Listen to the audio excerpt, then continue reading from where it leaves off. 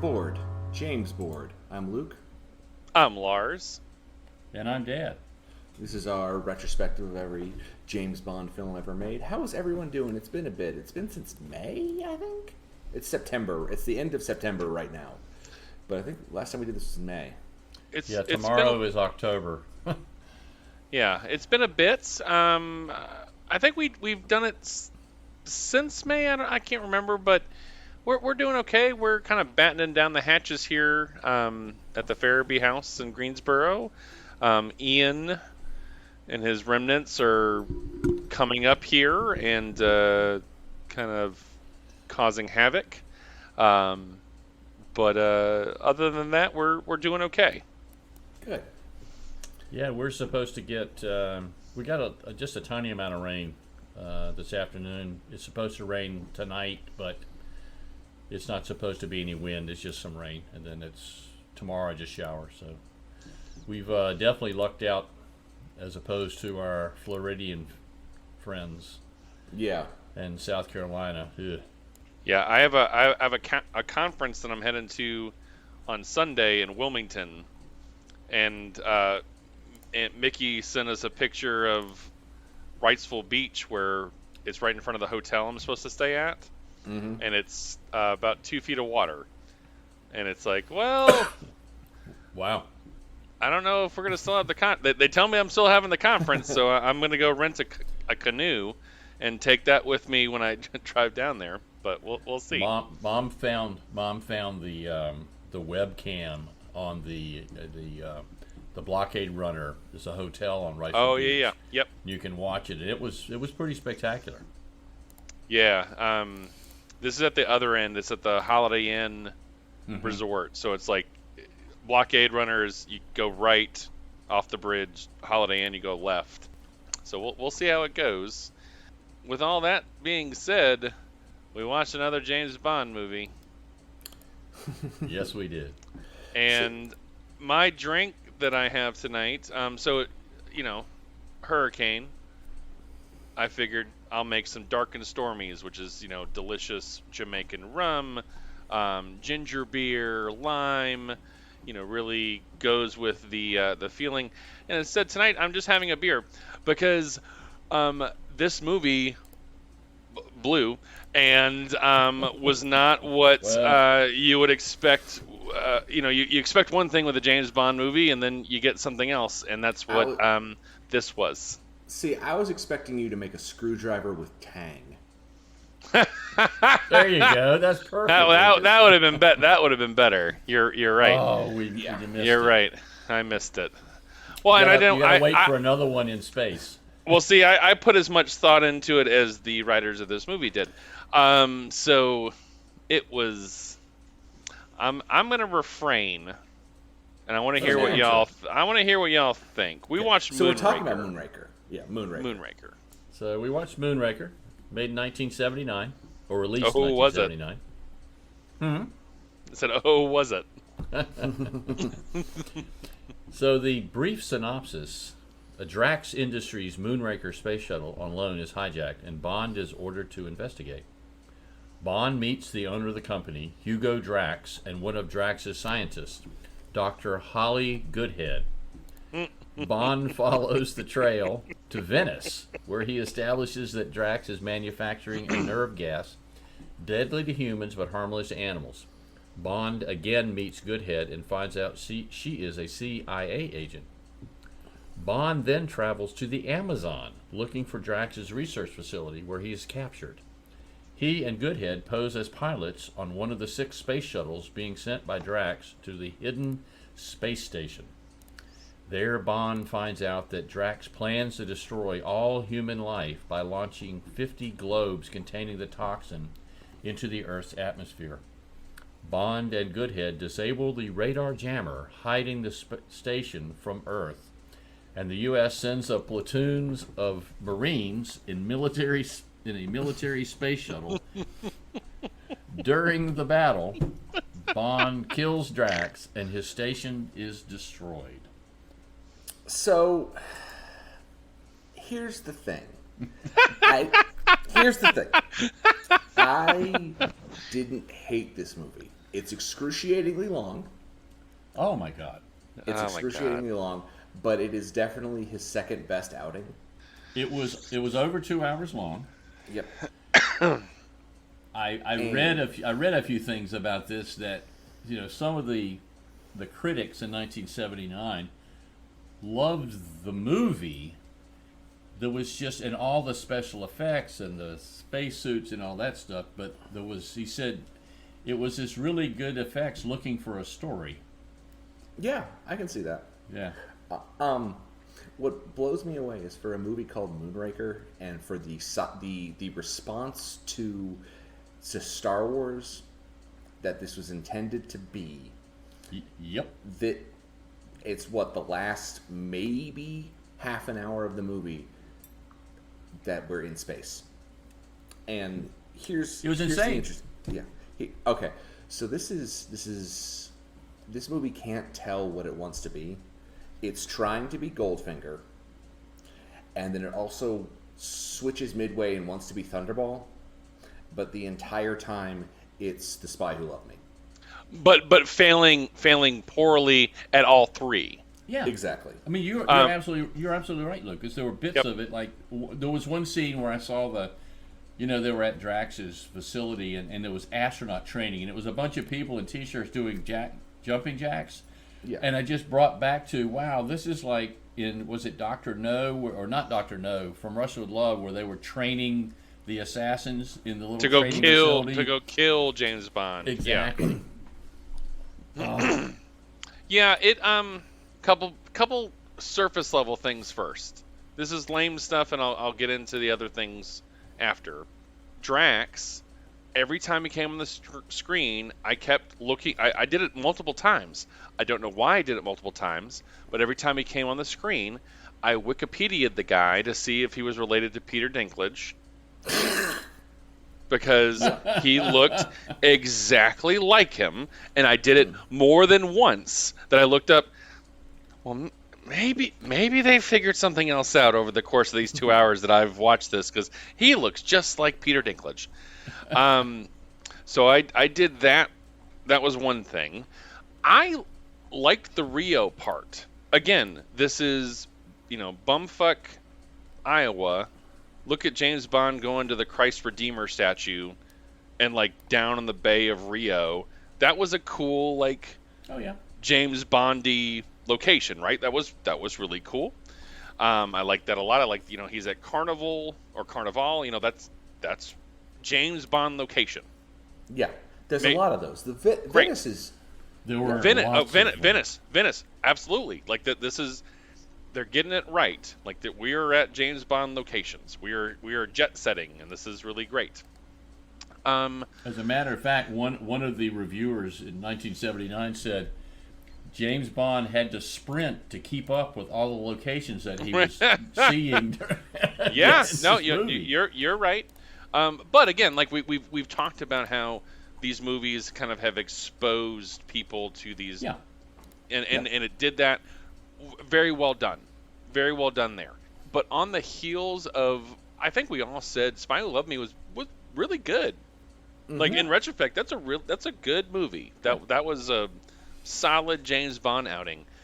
And it just felt like it was another one of those turning point movies where From Russia with Love was a turning point movie. You could go this way or this way, and it started going this way. And then On Her Majesty's Secret Servants was, hey, we could go this way or this way. Well, we went this way. Right. And then Spy Who Loved Me was, hey, you know what? No, we're not going to be silly anymore. We're going to make a good movie. And they did. And now we can go this way or this way. And then fucking Jaws shows up again. Everywhere. God damn, Jaws shows up, and that's where marketing came in. Golly. I read about this, why he was in the movie. That the producers got all of these fan mail from children that said they wanted him back in the movie, but they wanted him as a good guy. So that's why at the end he kind of turns into he does the good guy face kind of turn, thing. yeah. Yeah, and it was because of fan pressure, which and then, is crazy. like, and then just you know, he's always been of his time. So I have to kind of keep reminding myself of that. Like you mentioned that, Dad, when in Doctor No, he walks by a painting, and it's a painting that was famously stolen, right? So like that was a little like Right at classy the same gag, time period. Yeah. classy gag that, hey, he is of this time period. So when he goes to the code and types in, "Bum, bum, bum, bum, bum," well, Close Encounters had just come out, right? So, oh, in retrospect, like for me, that's so That silly. Well, for me, I forgot that. I was trying to place where that tone was from. Yeah. I had Yeah. forgotten that. It's so Close thank you. Encounters. Yeah. So it's it's of its time, or like when he's the gaucho and riding the horse. Is it Bonanza or what is that song? No, That's, no, it's seven- a that's, magnificent. yeah. It's a magnificent Magnificent seven. Seven. Okay, music. okay. I I wrote that one remember what down it too. I'm was. like, oh my god. I couldn't remember what I knew. It was some like I was like, is it the Searchers? Is it Bonanza? Well, for Magnificent me, Seven. Okay. every time they did that, That was time perfect. They did It took us out of it. that, every time they did that, it yanked me out of the story. Yeah, And because all it of a makes sudden, no I'm like, sense. oh wait a minute, I'm in an experience now, not a movie with a story. It's just silly. Well, I'm not scared for James Bond No. or the world. Right. I'm just watching a silly No. thing. Well, then there's a lot of things like when they get to the Dr. Goodhead is showing him around the facility, and they go, oh, and here's our centrifuge where we're training the astronauts. Immediately, I said, okay, he's going to get in the centrifuge, and she's going to leave for some reason, and the bad guy's going to spin the centrifuge around really fast and almost kill him. That was like in a nanosecond. I said, okay, this is what's going to happen. Right. That's exactly what happened. And sometimes being telegraphed is fine. It's way too obvious, I guess, is the best way to describe it.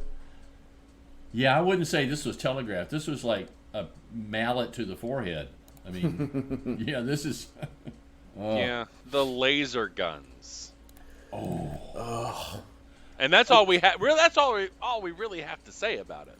What we just did there, but ugh. See, and that whole sequence, that was Thunderball. Remember Yes, it was. That's what I mean. underwater sequence when the two teams came out and started fighting each other with spear guns underwater. All of a sudden, it's the silver bad guys and I forget what they had on, yellow or tan or Yeah, whatever. I think it was yellow. Yeah. Yeah, That's fighting exactly with what I meant. laser It's- beams in outer space. But the His Thunderball, interact- the difference is that in Thunderball, there's actually tension. We're Right. we're And good worried music. about, and there's good music, and we don't know what's actually going to happen, and we also care about James Bond, like all this stuff, right? So, in retro, again, take away all that, it's a silly underwater fight with spear guns, right? Like it really is like Thunderball is a silly underwater fight with spear guns, but they've done all this stuff to help you connect with Build it. the tension, yeah. And we're also and not for me, when 11 I was a movies kid, in. when I was watching it as a kid, I just thought that was the coolest thing in the world. You had scuba gear on, and you could actually do that stuff. Laser guns? And what were you saying, Lucas? You were Oh, well, Thunderball, as I said, this is what I meant by the movie wants to be Thunder. Like, the stuff with Drax is very clearly the stuff with Auric Goldfinger. And then the high-stakes villain plot is Thunderball. But this... what's the guy in Thunderball's name? I forget his. Do you remember his name? Largo. Not Blofeld. Largo. Largo, yeah. Yeah. So what I mean A great is, at the end of Thunderball, we're only 4 movies in, so there's still tension of I don't know if James Bond can do this. We're now 11 movies in. I know that the problem's going to be solved because it's a James Bond movie. This is very much this is a James Bond movie. This isn't a spy movie. This is a James Bond movie, and the negative connotation therein. Drax even said your reputation precedes you. When he met him, I'm like, well, Yeah. hell, you're not even a spy anymore. Yeah. How does he have a reputation? How do you know who I am? And But it's pretty like, shitty spy. exactly. I'm James Bond, not so secret agent. Yeah. I'm kind of a, Now, I'm a mumbled about agent. I want you guys' opinion. I actually kind of like the very first sequence, the parachute jump. That was pretty cool. Where they jumped out of the airplane at the very beginning, and he didn't have a parachute, and that was the first time that stuntmen had ever done that. That okay, that was pretty cool. So it's not as good as Point Break. Oh no, Yeah, God, but no. Point Break comes out 11 years later. I know, but I also come out 11 years later, and so do you. So I saw Point Break before I saw Moonraker, so that jump is impressive. I still don't understand how people do that. So I guess that's what is impressive to me. Like, someone that has jumped out of a plane, I've done that. I don't know how you like dive and like move your hands and like fly around to catch somebody. Because you're not a bird.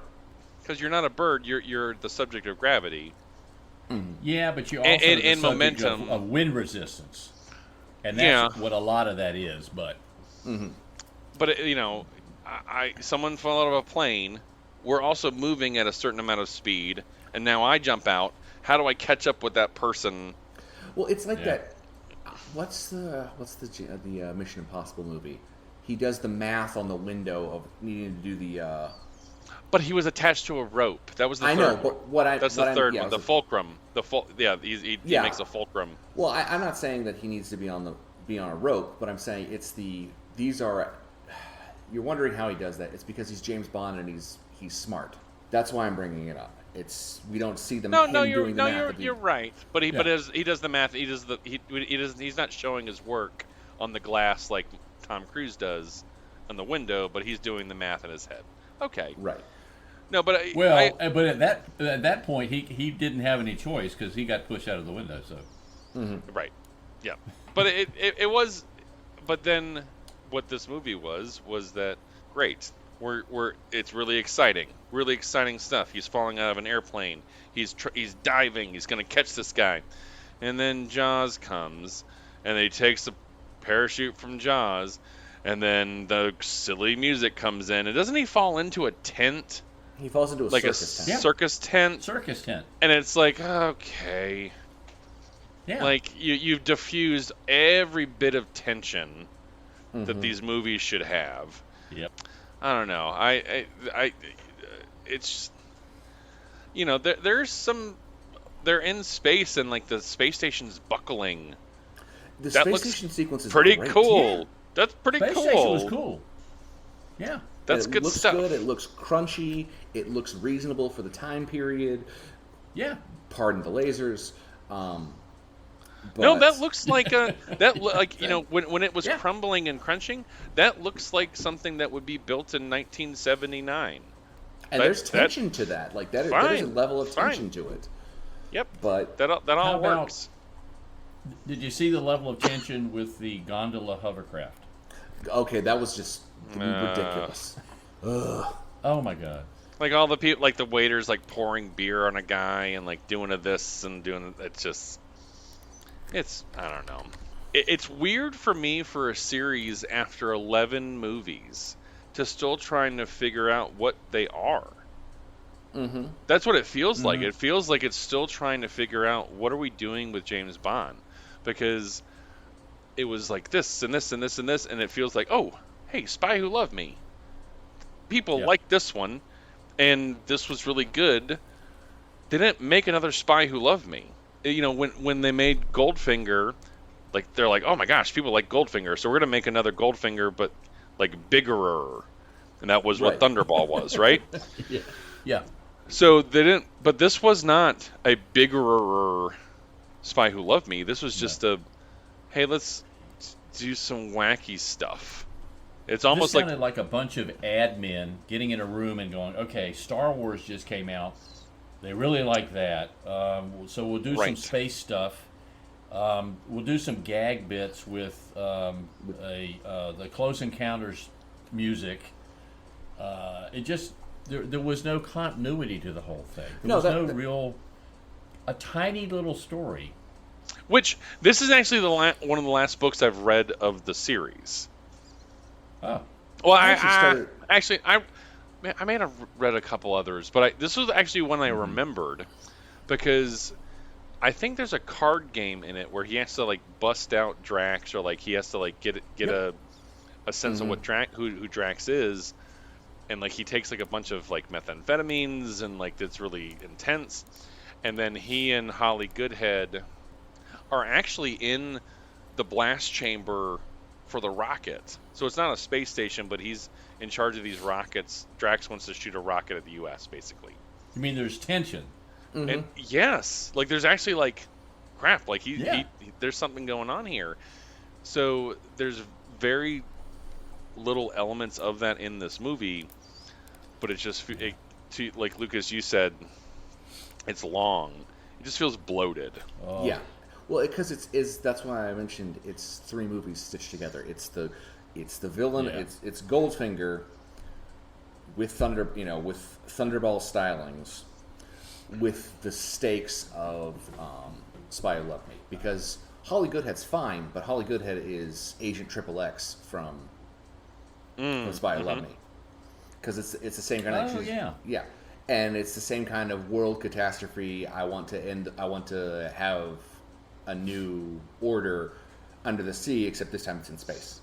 Did you guys notice that there were 7-Up logos everywhere? Yes. Yeah. I couldn't. Wow. I mean, you don't really see product placement that far back. But Now let me drink this there was Coke. 7-Up everywhere. Yeah, that was everywhere. At least. The Johnny. Sorry, go ahead. Oh, at least the sheriff didn't show up. The sheriff didn't show up. Thank God. I will. It was weird. There's certain things in James Bond movies that you just kind of, whatever. It's James Bond, but like when he's holding onto the chain, sliding down the trolley line, I'm like, well, no, he would just slip off of that. Yeah. He would slip off of that very quickly, and. I don't know. It just the whole thing was just like the song wasn't that compelling. Nah. I remembered the song. I don't even remember it. No, I don't remember seeing this movie. I remember the Moonraker song, and then I realized what I actually remembered was me humming the words Moonraker to Goldfinger. Moonraker. Raker. Yeah. Oh, that would have been a much better song. Much better. They should have just done that. Yeah. And one thing, and we've talked about this before, fashion-wise, I can't stand like blazers and khakis, but the big wide things. He's never dressed to kill. I'm not talking about tuxedo, but like Sean Connery always wore a suit, and it was a gray suit with he'd look sharp. What was with the Johnny Cash look with him? He was in all black in a bunch of scenes. Yep. And that looked good. An all black shirt and yep. When he was overlooking Drax's airfield. Yeah. Suit looked really good on him. But I don't get it. It was stark and striking. And anytime that he's with a woman, I know that he was. It seems like anytime that he was like seducing anybody or whatever, it was again perfunctory. Whereas George Lazenby, and obviously Sean Connery, like stuff's getting done in those scenes. And I'll leave it at that. But with Roger Moore, like it just seemed very. It seems forced. very. It's forced, and it's TV sex scenes. Yes. Yeah. Does that make sense? That like Yeah, it does. I wrote down every time he kissed anybody, it was always forced. It didn't look real. Right, and that might be because he was on The Saint, like he's coming from a TV actor background, but there's a difference between what you can show on TV and what you can show in a movie, right? And that's what I've gotten from him is that he's a TV James Bond. He's not James Bond. I don't know if that's. Yeah. It's because he's not. He doesn't seem rough. He seems so much more. That might be it gentlemanly. too, and that might be it too. Yeah. And he is so. That's the best way to describe it in my mind. Is that he's just so much more of the English gentleman. I can't take him seriously trying to sleep with everyone around him. And Yeah, they no, thro- and that's they right too. Throw Yep. people at him all the time, and he has zero chemistry with them. Oh, yeah. No, he Actually, is. that's a good way to put it, Lucas. There's Yep. no chemistry. You're absolutely right. That he's almost too nice and almost like too British.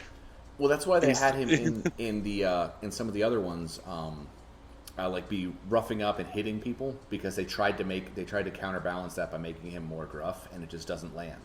Right. Whereas like Scottish rogue James Bond and like Australian Lazenby, they're not that like Yeah. Pip. British. Cheerio. Well, every Beans and toast. beans and toast. Exactly. They should get Mr. Bean to do it. I love that we've reduced an entire culture to that, but that's really what you're absolutely right though. That's what it looks like, and that's not what he reads on the page, and that's not what we've established in the first couple of movies. So then having it be this kind of departure from that is jarring. Yes. Yep. So I mean, when I was reading about this movie, when Ian Fleming wrote the book, he wrote the book intending for it to be a movie.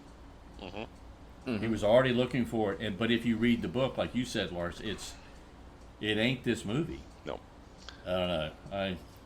There's just a bunch of it.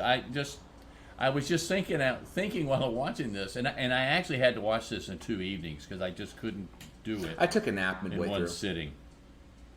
Yeah, I couldn't do it. It was just too long. But where did all these spacemen come from? Mars. Where did all those astronauts come from? So exactly, this is something that we've always talked about, that there's all these henchmen, and is it difficult to get a bunch of henchmen to go to a volcano lair? I'm sure it is. Is it more difficult to get people up to a space station? I gotta believe that it is. I can't. Bath Ironworks can't even hire people to go to Maine. Go to Maine, right?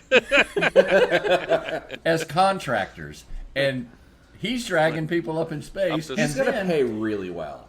oh yeah, he must. Yeah, it's probably in Drax. And then It's in Drax bucks. All of the silver, Which are worth 5 all British the pounds. silver, all the silver spacemen, all the silver astronauts, the good guys. Were they like the precursor to Space Force? Well, they actually Yeah. it says on the side of that space shuttle, Marines. It says on the side of their space shuttle, Marines. So this is the precursor to the aliens, Space Marines. Exactly. Ah, Which is better than the Warhammer 40,000 Space Marines. That would be a hard, like, I could see like the like at the bad guy temp agency. We've got an opening at the volcano layer. Okay, I'll go there, but that's right. actually we've got even a lot more up at the space station. I'll take to the volcano layer. Thanks. I'm more of a land guy. It's like when people. But the fake volcano layer doesn't have when to. they would all come to the union. They'd come to the union hall to look for a job. Right, exactly. Like, I hey, got 6 people for the space station. and like everyone like kind of like looks at their feet, like I don't want to go to the space station. I'm good. That one seems that's a little much. I'll take the unemployment benefits. Thanks. That's right. I can see that. Well, then, By the and way, if you we've fail seen all the other James Bond movies, and none of these contractors ever fare well. At least in the Well, I mean- volcano layer, I could jump off and maybe swim to shore. What am I supposed to do up there? And we've also seen what Drax does to employees that he fires. He literally sicks dogs Oh on my them. God! He said, yes. And that And was would you run through the forest Or with get on the Dobermans go-kart. chasing you? or get on the go-kart I that you get the just left go-kart. from. Who did he shoot out of the tree? So that was a Well, sniper. that's another one that it was a guy that was going to kill him, that Drax wanted to kill him, and then James Bond is going to shoot a dove or whatever, Or and he quail. shoots the guy in the tree, Or He pheasant. just gets in and the then car just and walks leaves. off. He just leaves. Yeah. Well, I mean, what are you That's going to do? weird. You've outsmarted the villain slightly. You know the sniper's there. Like, what is the villain going to do? Ah, you got me. I tried to kill you. You got me. Yeah. Like James Bond gives him a noogie. Like, oh, you rascal. Yeah. I'll show you where the weapons are. Come on. Right. Right. Yeah. Oh my God! It was definitely a well. All of these movies are dated because we're watching all of these through 2022 eyes, and not 1979 eyeballs. I mean, looking back at this one now, we got to see the Concorde. Yep. Mm-hmm. That was really cool. The Concorde was like, it was something that was in service and people used it. I was intrigued because I only thought the Concorde went from Paris to New York. It did at the end because the United States banned Supersonic travel. mock travel over the continent because of the sonic booms. Mm-hmm. I don't know. It was just once again, it's such a long movie. Yes, it is.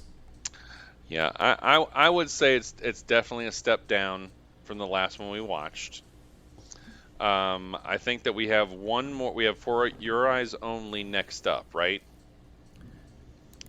And then after that, isn't it No, the Battle of the there's two. Bonds? Oh, there's two Octopus, and then Oh, right. then we get back to the weird Sean Connery one. Right. I don't know. Oh, that's right. I'm ready. I'm ready for some Timothy Dalton at this point. Just I don't know what's lying ahead of us, but I'm ready to change. And by the way, this was Bernard Lee's last Yeah. outing as M. Yep, because He died. died right after this. Yep. Yeah. There was one. This is kind of random. When they were in the space shuttle, he and Goodhead trying to blast all the satellites that were going to kill everybody, and he couldn't hit the last one with the laser beam. He knew exactly what switches to flip to go into manual mode to shoot this At laser least beam. I think it thing. had a note on it. You know. It had a label. I'm Yeah. I'm fine with that because at that point I'm just going to start flipping stuff. Yes. That's At the true. beginning of the movie, he flies through the air. He actually flies through the air. That's more impressive. The fact that he can go catch up with somebody diving out of a plane. That's true. Like switches. I could get this. I can do that. I'm not going to catch somebody falling out of a plane. Oh, and speaking of switches, you know when they get to the space station and all hell's breaking loose, there's a switch that it's almost like make the wings fall off of the plane switch. Right. Yes. I forget what it was where It he stops the flipped it and rotation. all the gravity went It's off. like, Or... call stewardess, turn on the air, Exactly. Wings fall off. make the space station fall off. Yeah. There was a switch. He happened to look down and go, oh, look, this one says don't do this. It makes everything break. Right. Exactly. Oh, and the last little bit.